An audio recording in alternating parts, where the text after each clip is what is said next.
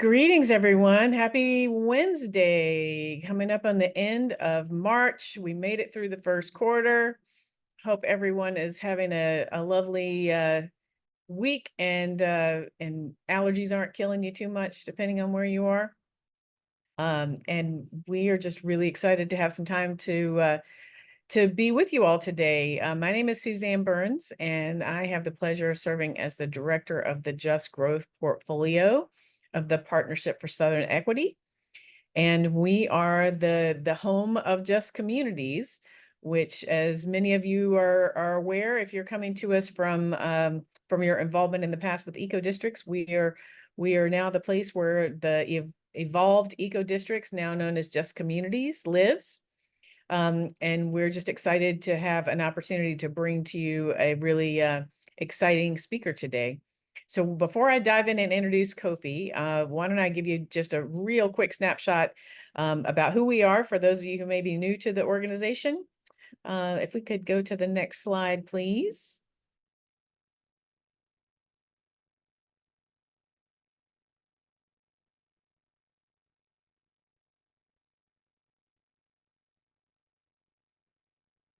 Oh, maybe having a little technical difficulty. Well, I'll just jump in and share a little bit about the organization. So we're formed and grounded in Atlanta, Georgia, with deep roots in the area and programmatic work and great relationships that extend around the Southeast and increasingly outside of the region. There we go. This is our mission statement. We're all about advancing policies and institutional actions that promote racial equity and shared prosperity for all in the growth of we say here Metro Atlanta and the American South. Again, increasingly our work is touching lots of different places outside of the region and even outside of the U.S. So if you're joining us from for someplace outside of the continental U.S., we welcome you and are really excited that you're a part of this growing community of folks who are working for advancing, really in our part of the work, focus on equitable land use and development and moving more and more towards climate resilience. Next slide, please. Maybe a bit of a delay. There we go. So we have several different portfolios or programmatic areas at the organization. These are the places that we work, the particular topic and issue areas. So if you're becoming familiar with the new Just Communities protocol, you'll see that there are touch points here for an awful lot of the content areas that are covered in the commitments in the protocol. We also have an organizing unit and an impact team that includes a consulting arm and a research and data and policy analysis group. Yes for Equity is our youth power building arm, and we are also a partner in the Justice 40 Accelerator, which is a great way for community-based organizations, particularly environmental justice organizations, to tap into some resources to prepare for being stewards of federal dollars through the massive flow of federal infrastructure and other funds that are flowing at the moment. So let's go to the next slide, please.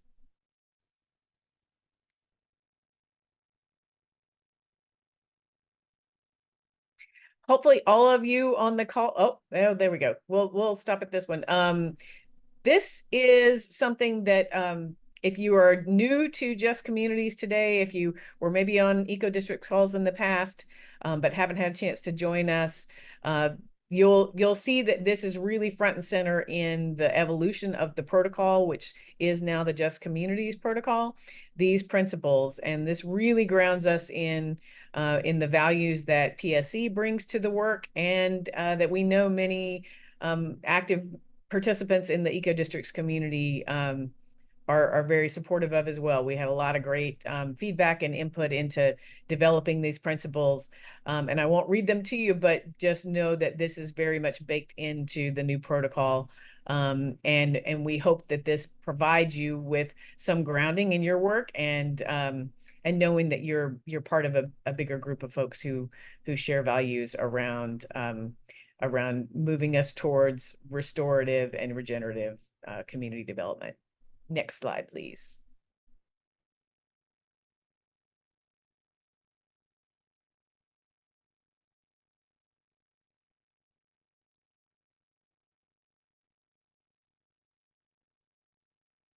So I've touched on the protocol. Let's go ahead and click ahead so we can get to getting Kofi started. Kofi, he's been waiting patiently back in the wings. Kofi Boone has become a dear friend of the Partnership for Southern Equity, a longtime ally and colleague and supporter of eco districts, and just an incredible scholar and human being. You've got his information here on the slide in terms of his bio, so I'm not going to read all this to you, but just know that he is has been highly recognized within his field in landscape architecture, has served in many capacities as past president of the Landscape Architecture Foundation, and serves on the board of the Land Loss Prevention Project. So I know that he's got some compelling ideas to share with you today. And with that, I am going to step back and hand the microphone to Kofi. Thank you so much for being with us. Thank you, Suzanne, for that wonderful introduction.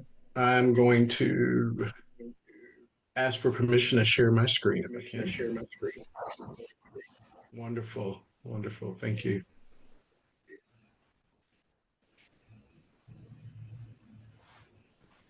All right, can everyone see my screen?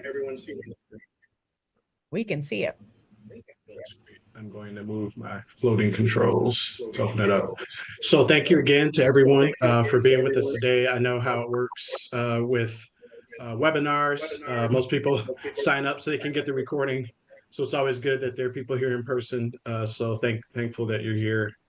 The topic, I will try and spend about 40 minutes or so going through the topic, which should open up the rest of the time for question and answer. I'm excited about getting into a dialogue with you all. The theme for today in this talk is Black Landscape Matters, Legacy and Prospects for Healing Through Engaging with the Land.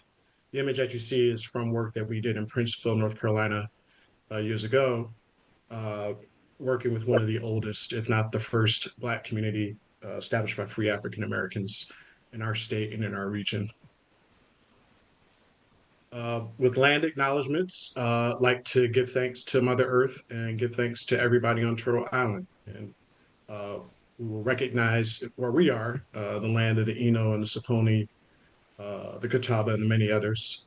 But more generally, all of us give thanks for being on Mother Earth and being on Turtle Island together.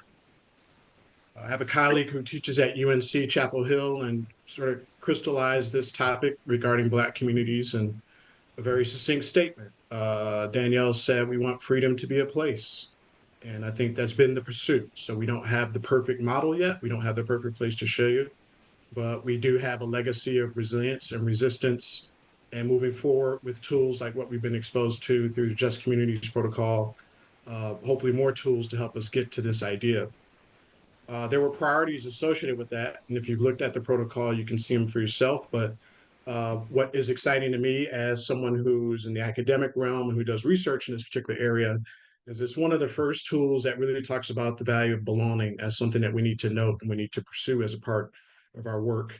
There's often a divide between the racial equity lens and the ecological and environmental lens, and this protocol is important because it's trying to bring them all together. Concepts of joy, of health, restoration, these are all things that we know.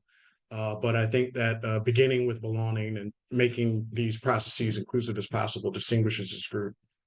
And I do think that building from the success of the previous eco districts model, an emphasis on governance and how we make decisions, how we build coalitions, how we stay focused with a number of indicators along the way that you can see on your screen. So this is a really exciting time to add a new tool to help us create places that allow us to be free.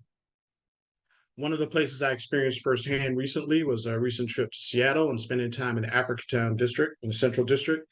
The incredible work of Joaquin Garrett and many others who have systematically, through the auspices of a land trust, visualized and enacted and implemented a very comprehensive view of what a Black community could be, not just in terms of people who live there, but business opportunities, ownership opportunities, other leveraging opportunities. I'm reminded of the long path that got there. And so for a lot of communities who are trying to figure out ways that they can enact this where they are, action projects early. So, even this provocation of using the landscape as a way to help people envision a radical future of what things could be. This is before a lot of the investment you saw on the previous stage, the Imagine Africa Town work, which dealt with a lot of public art activity with culture and other public events, and also really tapping into existing institutions and histories. So the Wanawari Cultural Center, the Liberty Bank building, which I believe is an eco district's case, wonderful precedents that started to build the momentum for such a wonderful expression, which is now the Africa Town District. And in terms of joy, right? So we talked about wellness as one of the measures of success, but the ability for people to feel free to express themselves and to pass information on and rituals on to the next generation and to excite that next generation to pick up the baton and that torch. These are all things that we're looking for through community work. But in the midst of all this excitement and particularly new unprecedented resources coming from the federal government and other places, we have to be mindful not to repeat the mistakes of the past. And in some cases, not the mistakes, but I would say the harms of the past, the causes of the harms that put us in our situation. This quote from Chris Damarick kind of summarizes it with regards to a proposal called the Green New Deal, which took the idea of the New Deal in terms of massive infrastructure improvement to help us leap forward into another century, but centering that around jobs, justice, and decarbonization. That unless we deal with reparative work with democratic strategies and engaging people who were marginalized and harmed in the past, then we have a very high probability of repeating the problems that came previously. So my hope is that the protocol helps with that and this conversation helps with that. Something that does help, and we started with a bit of an acknowledgement, is knowing where we are. So if we're in North America, we have to recognize that before colonialism, there were people here and there were relationships to the land and there were communities here as well. And so this recognition of those, this map is not definitive. This is language groups, this is native land, which is put together by a group in Canada. But as you can see, it doesn't follow any state lines or boundaries. These are the associations of indigenous and native people upon whose land we operate and we work on now. And we have to be mindful of that land loss through violence. So the retreat and the shrinkage of the influence of those particular groups, the dislocation of them from the lands where they enact and practice their rituals. And it's come into our world again because we've started to know globally that although indigenous and native people only make up about 5% of the world's population, they often globally are carrying a substantial burden of managing our biodiversity and our natural systems, somewhere in the 70% range.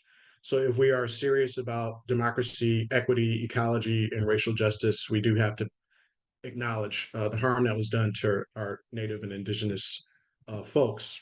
And in the Southeast, we of course have to acknowledge the harm done by slavery and the period of enslavement. This map is one that I do show often. So if you've seen my lectures before, you've probably seen this.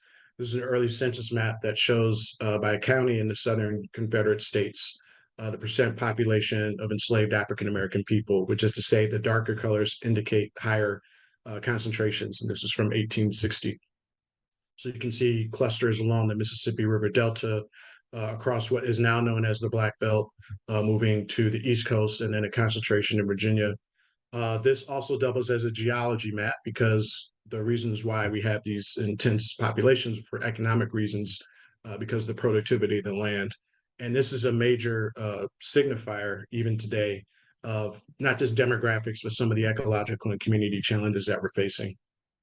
Coming out of the period of enslavement and the end of the Civil War and heading into Reconstruction, when Black people and African Americans were afforded as a group the first chance to buy and own land, there was an unprecedented amount of that activity. And so during the Reconstruction era, you see the birth of Black towns, of freedmen's towns, of institutions, churches, schools, really this impetus to build and to build in service to community was a big driver. But we do know that harm was USDA policies that specifically targeted and disenfranchised Black farmers and what we now call land loss. And for a percentage Black people and Black-owned land, we only have about 2% of what was once owned uh, across the United States. And this is just taking into account rural and agricultural land. This does not take into account urban land or suburban land. In the case of North Carolina, if those folks still had ownership of that land and could appreciate the value of it, we're talking about just over $8 billion of lost value just in North Carolina alone to Black communities. And so this is an ongoing struggle in terms of overcoming the harm done based on those policies. And we also operate within the realm of official policies that disenfranchised Black communities for years.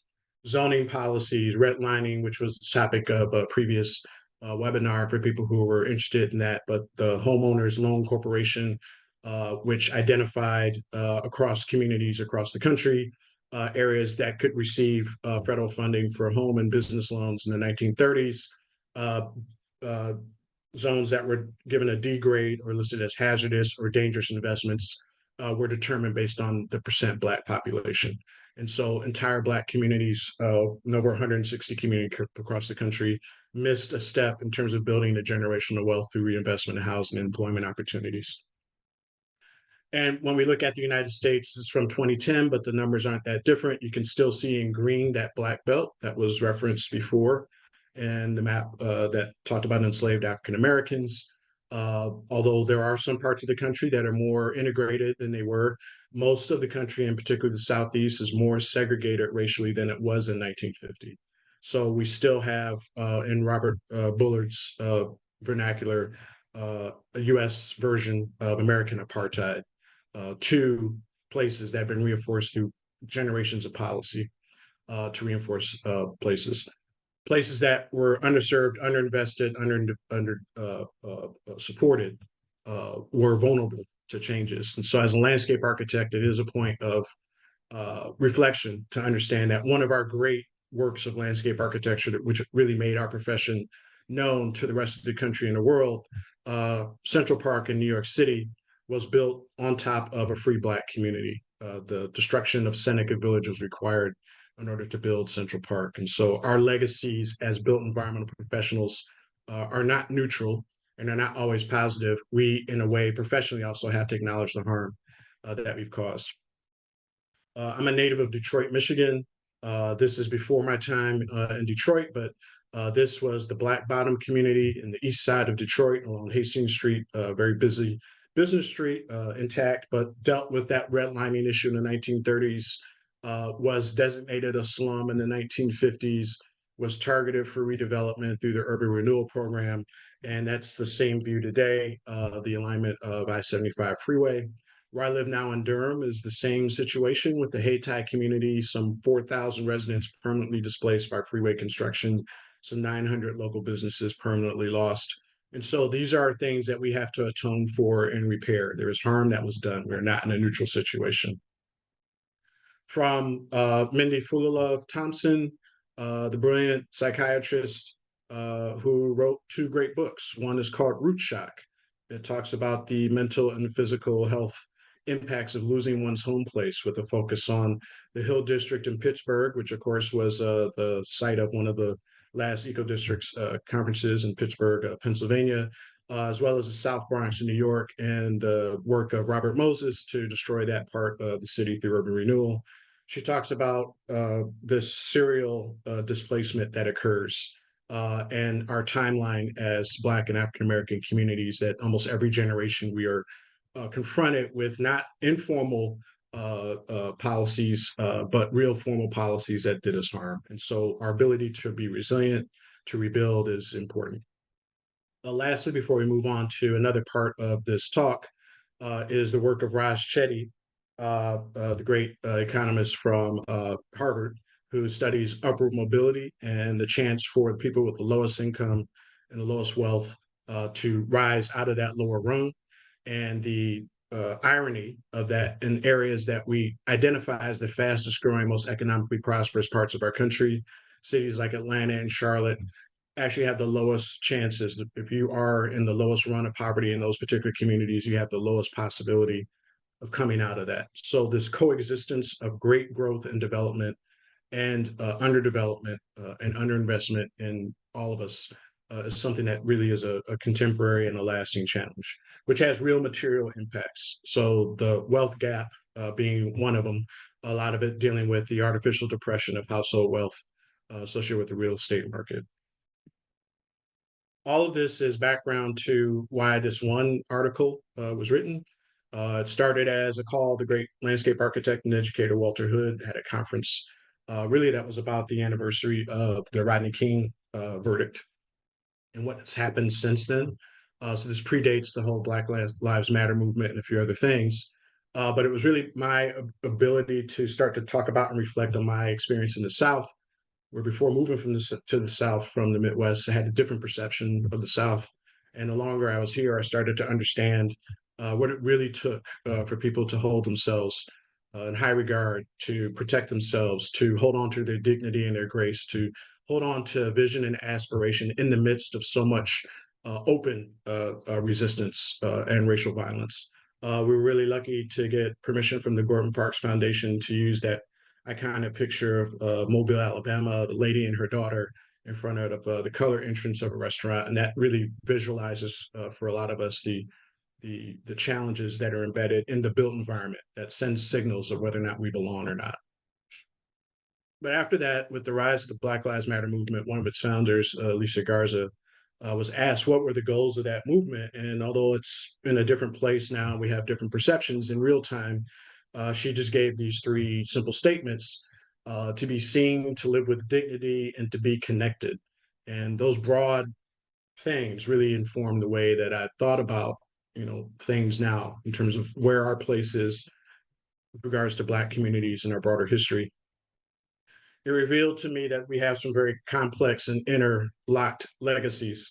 It's hard for some people to believe, but the Southern states, in many ways, were the wealthiest states in the Union, and excuse me, not in the Union, but the early United States, the early colonies, largely on the backs of enslaved African people.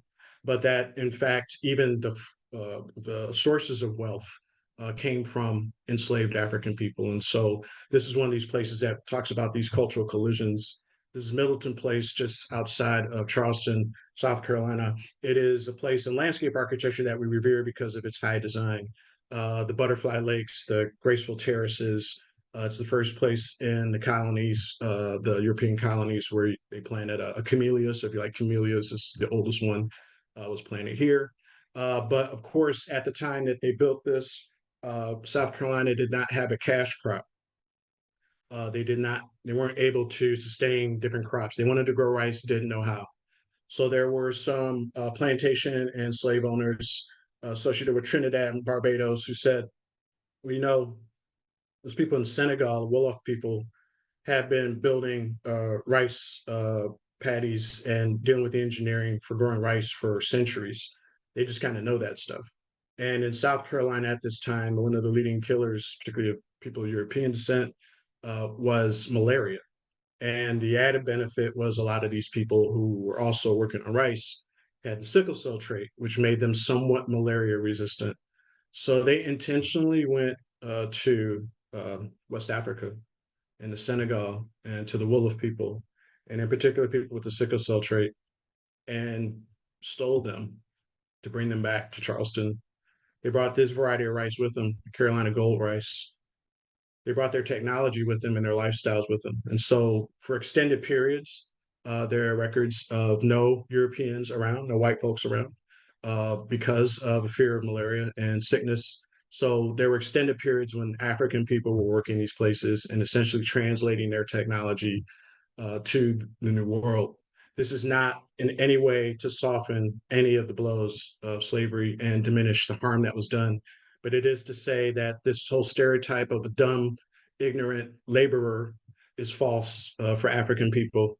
Also, that it was the technology that they developed in West Africa that built the original wealth of South Carolina and for a period of time made it the wealthiest colony of all. And that's never acknowledged within our work. For enslaved African people that were able to escape, building community was important. So even when there wasn't the physical infrastructure and the tools and the deep resources that we enjoy now, making places in common, sharing crops, sharing recipes, sharing stories, sharing songs, sharing worship, sharing spiritual pieces occurred everywhere. This image is in an article that comes from a colleague, Diane Jones Allen, who wrote a great article about maroon societies that not just developed in the places that we think about, Jamaica and the Caribbean, but also in Louisiana and what we now know as New Orleans, and how not just the cultural traditions, finding places to maintain cultural ties and advance them in the New World under great duress, that they specifically targeted parts of the American landscape that they knew Europeans and slave owners couldn't navigate and didn't understand. So at the same time that they were pursuing freedom, they were also reading the landscape, learning how it operated and worked, to the point where the landscape was also part of their defense. So the inability to navigate these swamps, to know which way to go, to know what's edible, what's not, was life and death for outsiders. But for insiders, this was sort of common knowledge. So not just the Maroons, there's great records of Harriet Tubman and her ability to read and understand the Great Dismal Swamp and many other places, to navigate through those places as a part of the Underground Railroad. There's a perception that in this era that Black Americans, African Americans did not have a sophisticated understanding of ecological and environmental knowledge, but we know that's not true. So what we're trying to do now is sort of recover these ideas to inspire the next generation to find new ways to synthesize people in place. To shift gears to the 20th century and to deal more with the justice component of that, we've talked a bit about the environment, we've talked a bit about communities, legacies of harm. I do want to talk about the story that's tied to a county that's near us. So Warren County, right on the border of North Carolina and Virginia, about an hour from where I'm sitting right now in my office in Raleigh, was, before what you know about it, was the birthplace of Soul City. Uh, Floyd McKissick, who was the first Black graduate of the UNC Chapel Hill Law School, went on to prominence through the modern civil rights movement, and others participated in the Model Cities program. And at the same time that people were developing the Rouse Corporation, places that are more well known on the East Coast and in Maryland, advocated for putting a new town in what was at that time the poorest county in North Carolina, and intentionally on a former plantation. Uh, the early parts of this were recruiting an architect. So someone you may have heard of, Harvey Gantt, who went on to become the first Black mayor of Charlotte, who lost his race, his Senate race to Jesse Helms. Jesse Helms, who rose to prominence as a senator to defeat Soul City and try and prove that it was a financial boondoggle.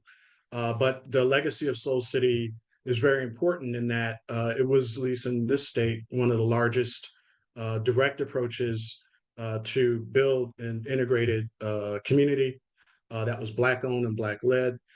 Everything from infrastructure to hospitals and clinics to housing to jobs. It was a very comprehensive proposal that sadly was defeated before it was completed. Uh, this is Floyd pointing out the plan for this sort of model community that would welcome everyone, but was clearly run and owned by Black people before it was defeated again by Jesse Helms. But a decade later, this is probably what you know about Warren County, and this speaks more to the justice side of the game, is that in North Carolina in 1982, PCBs, chemicals for cleaning machines, were banned and outlawed. And so a company that had a lot of these was illegally in the middle of the night dumping PCBs into drainage ditches on state highways across North Carolina. A judge sued, they were sued, a judge required them to pick up all those PCBs they dumped in those drainage ditches and put them in a landfill. Who wants a landfill? Nobody wants a landfill.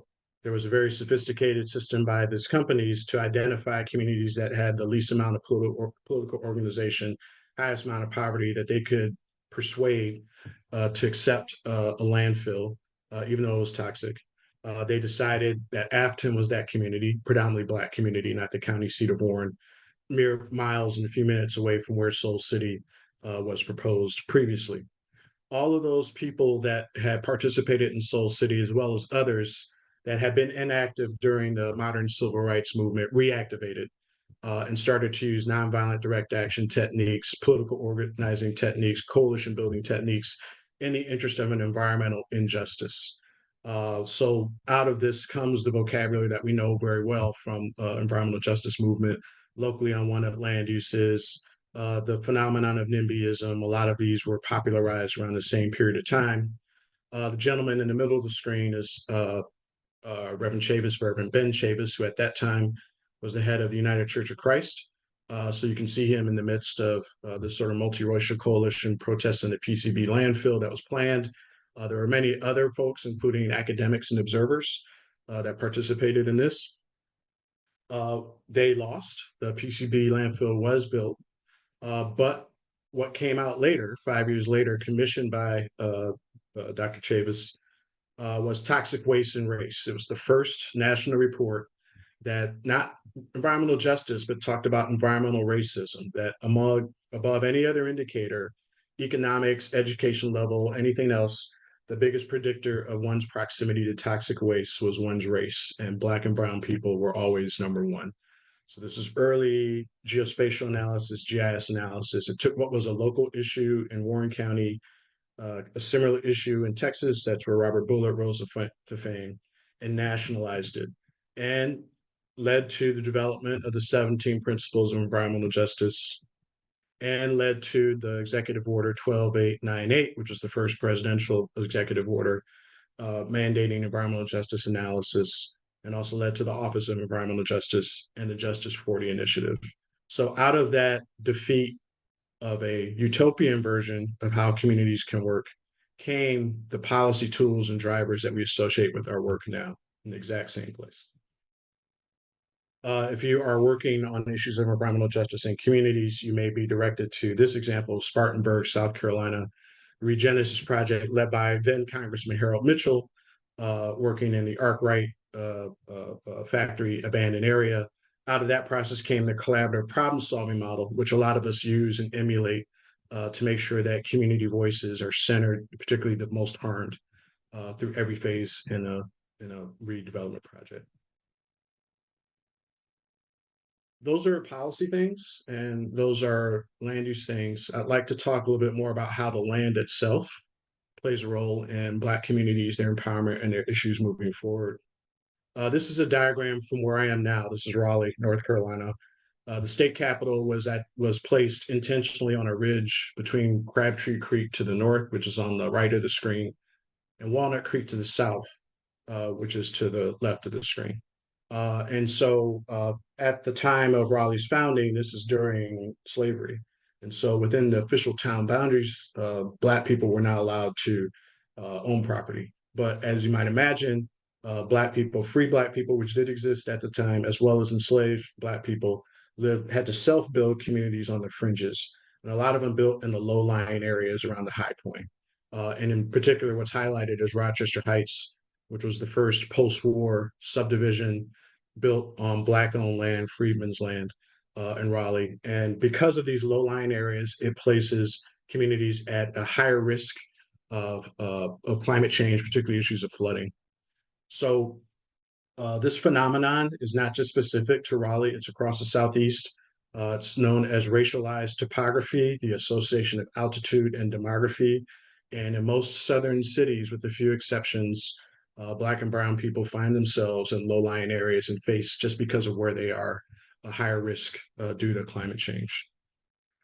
We got to know this intimately working with Princeville. Princeville was founded as Freedom Hill in 1865.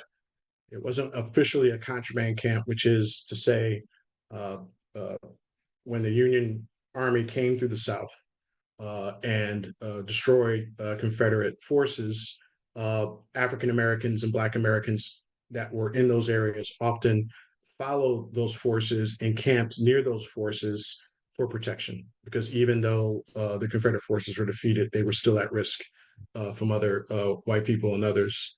So this began as a settlement in a low-lying area next to the Tar River, ironically named Freedom Hill, which was more aspirational than real, but then grew up into an 1885 Princeville, named after Turner Prince. A point to make about Princeville and Turner Prince is that the city, excuse me, not the city, the US government wanted them to name it after President Garfield and call it Garfield Town. and they resisted and said, no, we're not going to call it after the president. We're going to call it after Turner Prince. He was a carpenter and someone who was very important to helping Black Americans build early housing in this community. So even then, you can see, even in this place of contest, an incredible level of resilience and resistance. Sadly, most of these structures that you see in black and white don't exist anymore because of recurring flooding. Princeville has been hit by at least 5 major hurricanes since people have been keeping track, and have rebuilt in place over and over again. In the center of that image are Mayor Bobby Jones and members of the town council. In Hurricane Floyd, it was extremely dramatic in terms of what happened with flooding because of what's in that low-lying area. And in these series of time-lapse photography over an aerial, you can see what happened, not just in Hurricane Floyd, but also in Hurricane Matthew, which was our introduction to Princeville in 2016. How do we help communities, particularly Black communities, build in a resilient way? Just like a lot of you, a lot of it deals with engagement. A lot of it deals with people and getting to know people, and then particularly following people. So when we started to hear and see the stories, particularly of young Black people who were multiple generations connected to these communities, it informed how we needed to move and what we needed to do to resource these things, which is what led to this picture. So one thing that we knew was that one of the most powerful things about Princeville that it had as an asset was its story, and that not everybody knew that story. So we started to work with youth groups in our region. This group in the pink shirts is Enviro Kids. It's an environmental sort of career exploration group, summer camp, led by a Black woman in Raleigh. We found a way to hire local Princeville young people to lead with a tour. Their starting point of the tour that they selected was this view of the Tar River. This is where most of the floodwaters came from, but also was the last navigable point for boats coming south from Virginia on the Tar River with enslaved African people. They would disembark and go into smaller boats at that point that they're looking at in that bottleneck in the river, float to shore, and then walk to the town center of Tarboro for sale. So even without prompting, they were weaving these racial equity and environmental stories together to help people have a proper grounding of how these places worked and operated. On our end, we attempted to use this as an opportunity to expose these young people to how we think about things in the built environment and the tools that we use. So we had an exchange where they share with us what they saw, we share with them tools to visualize potential futures and alternatives. This was one of the outcomes that came from that interaction. As the town of Princeville is continuing to rebuild, what can we do in the short term to help them keep their community momentum? This was a mobile museum that initially came from a conversation with some young people who were part of that program that was designed and built by architecture students at NC State that celebrates Princeville history. It's a mobile gallery as well. So right now it kind of sits at the site of the current welcoming center at Princeville until that center is rebuilt and restored and serves that function. But in the future, we imagine it moves to festivals, it moves for advocacy at the state capitol grounds. It becomes sort of a tool to sort of share that message and that story. And that's just one example of an immediate one. The things that we like to see include the formation of organizations. So those young people that you saw in the slide at our first workshop organized and formed the first nonprofit in Princeville, Freedom Org, led by Marquetta Dickens, who's in the front of that particular picture. And now they have local stewardship and a local entity to help and support those activities. Regionally, Black farmers that were very active around and connected to the town of Princeville organized themselves into a Black Farm Tour, which also worked as a Princeville homecoming event for people who were displaced from the hurricane, which there are century rides. There were people coming from all over the East Coast to come and participate in that. As well as development opportunities and economic development and tourism opportunities for local farmers. Everything from kayak tours to horseback riding to brunches to massages, all of these went to Black farm owners. So all of these resources went directly to those folks. From a land use perspective, my colleagues at the Coastal Dynamics Design Lab started to look more critically at what's possible in an area that's going to face recurring flooding and develop what they are now calling the flood print process. which is a parcel by parcel analysis of landscapes to understand their elevation, topography, ownership, and their ability to adapt into any manner of things. In some cases in Princeville, it's just a matter of raising homes a certain amount of height to get above floodwaters and they're okay. In other cases, that's not going to work. And so it doesn't mean it just has to lay vacant or fallow. It can become cultivation for growing food. It can be banked in a nature reserve. It can be outdoor recreation and tourism opportunities. There's a much broader spectrum of things that are possible for communities facing that challenge. And also organizational development. So this is the Conservation Trust in North Carolina, which has helped facilitate what's known as a Princeville Collaborative to help an under-resourced community hold on to all the partners, all the players to advocate for funding and other resources as a part of that. And action projects. So these are AmeriCorps volunteers and residents, Princeville and Tarboro, working on short-term action projects. In this case, rain gardens around the elementary school and a number of other features that help. I'm going to finish with this section and then open it up for questions. Hope that people have a chance to put anything they want in the chat, but we can also talk through them. What I'd like to conclude with are structures that provide opportunities to look into the future, in addition to the physical adaptations that are required to help sustain Black communities, the organizational ones. And so particularly during the pandemic and lockdown, we saw the explosion of mutual aid organizations, of groups that were filling the gaps between people and services they needed to hold on to their communities, access to healthcare, mobility, food, housing, you name it. This is not a new idea. It's a good idea, but it's not new. In fact, W.B. Du Bois wrote prolifically about the coming out of Reconstruction, and even wrote guides and manuals documenting how cooperation was required to elevate the standing and the influence and power of Black communities. This guide, at that time of his writing, there were probably 3,000 of these around the country. There are many, many more. If you have seen The Watchmen on HBO, or if you're familiar with the Greenwood District in Tulsa, Oklahoma, what's interesting about it is that it wasn't called Black Wall Street until it was rebuilt after the bombing. So the bombing did occur. It was a harm, it was a tragedy, it was a trauma, but it was through these cooperatives that it rebuilt and rebranded itself as Black Wall Street after it was rebuilt. So there are still examples of places that were built in the same manner. Parish Street in my hometown of Durham, my current hometown, home of Mechanics and Farmers Bank, and NC Mutual Life Insurance Company. At one time, these are the largest employers of Black people in the entire country, were on the same block, same street, built in a cooperative structure. So part of what I hope happens moving forward is we start to reveal and map and share these rich legacies of cooperation for the purpose of learning about others. And we'll conclude with this, again, in interest of time, because I want to make sure there's some time for some questions and some discussion. The murder of George Floyd revealed a lot of particular issues to us. One thing that we like to talk about, in addition to all of the harm that led to his murder, and the harm to communities that are facing mass incarceration in the criminal justice system, is legacy. So one thing that we don't associate with his legacy is that George Floyd was from Houston. And he went to a high school called Jack Yates High School. Jack Yates is interesting because, among other things, formed Emancipation Park through collective ownership fostered by folks. 12 acres in Houston, predating the Houston park system, a park dedicated specifically for the celebration of Juneteenth.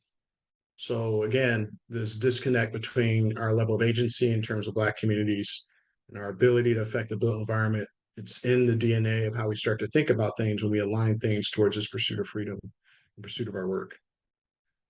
My last bit with the time that I have left is to recognize also the work of Fannie Lou Hamer, who we know from the Mississippi Freedom Party, but also for the Mississippi Freedom Farms idea. In her case, advocating for 9,000 acres in Mississippi for sharecroppers and really the poorest people among us, the poorest in our community, to help hold land, build wealth. In her case, through a pig bank is what she's looking at right now with pigs. The idea that you could give someone a pig, the pig has babies, they bring the babies back to reinvest in the bank. It's the exact model. If you've ever heard of Heifer International, they do the same thing with cows around the world. It's the same idea. She didn't get the 9,000 acres, but she did influence these folks at the Schumacher Center to start to develop the ideas that led to our current code for community land trusts. How can we think about structures that operate within a capitalist system but buffer it from real estate pressures to hold on to permanent affordability for the most vulnerable among us? They saw it as the extension, the economic extension of the modern civil rights movement. So if you've ever engaged in a community land trust, and just as a point of information, the first place I showed you, Africa Town, is a community land trust. It comes from that group, from that impetus, and from that origin story, tying back to Fannie Lou Hamer and others. With that, I'm going to stop. We got off to a little bit of a late start, and I don't want to hold people past the hour. There is more that I'd be willing to share at another time. But for now, I'm happy to take any questions that you may have. Thank you.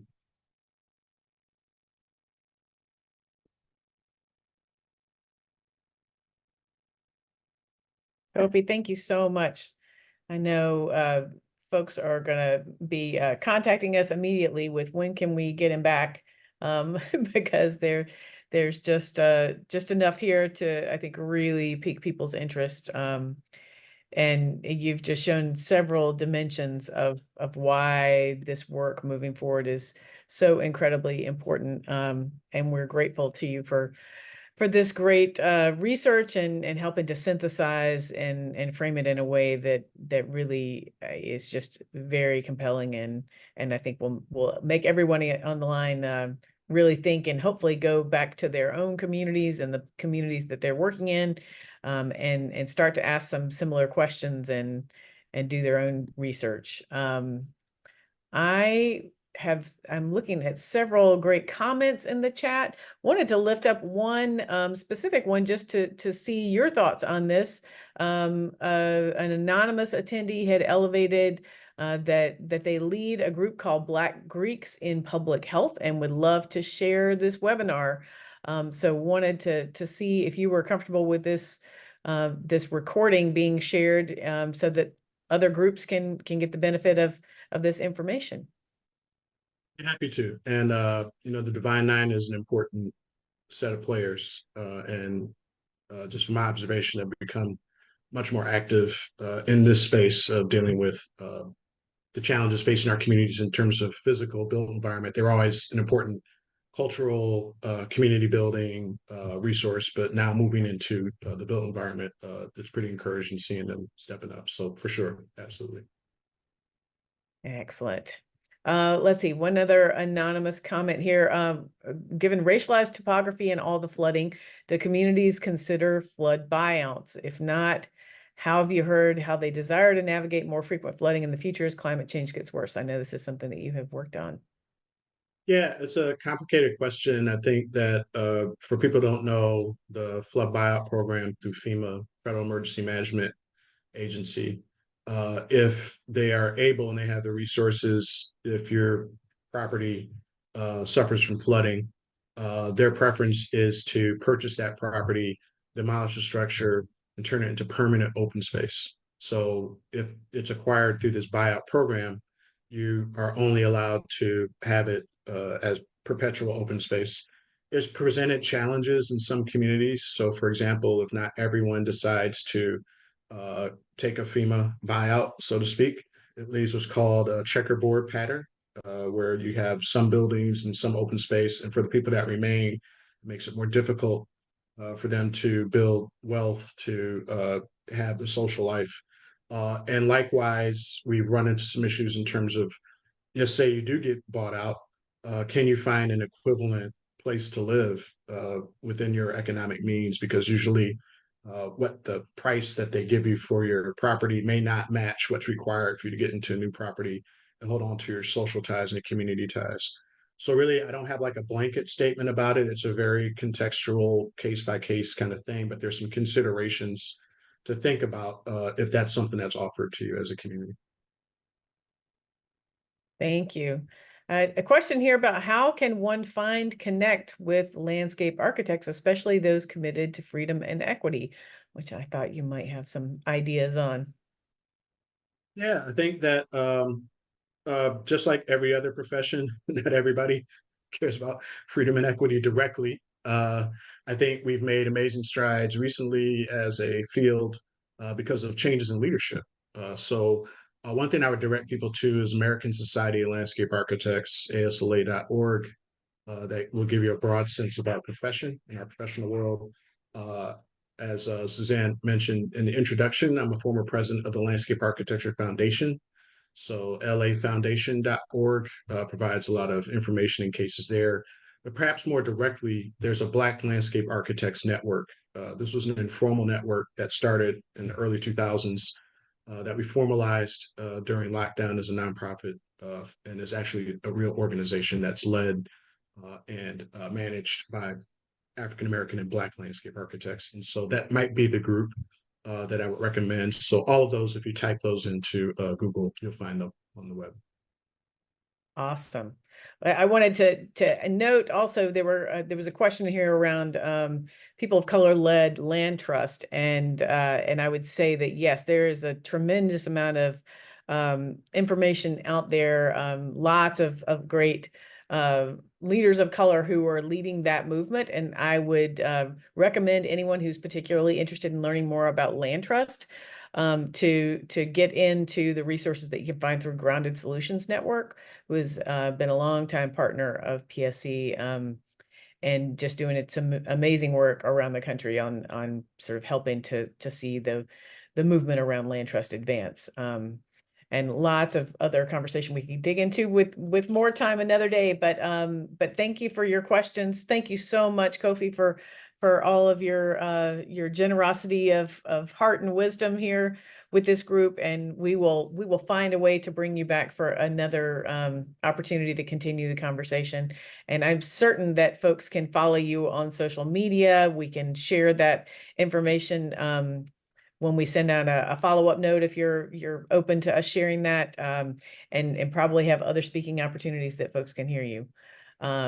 Wanted to make sure that before we let you all go for the afternoon, we elevate the chance to continue the education process and provocative conversations.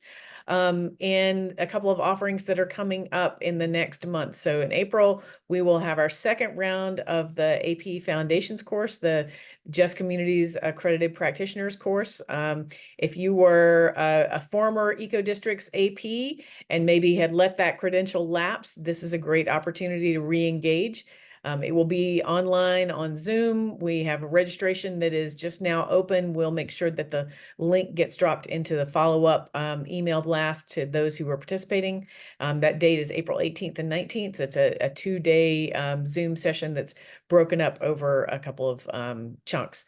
And so please join us for that, for those wishing to re-up their credential. And finally, our April webinar will feature Elizabeth Dory Turnstall next month on April the 24th, where she is going to share some wisdom with us around decolonizing design. So we know that will be a really interesting conversation, and hope that you can join us then. We'll have that registration link in the follow-up as well.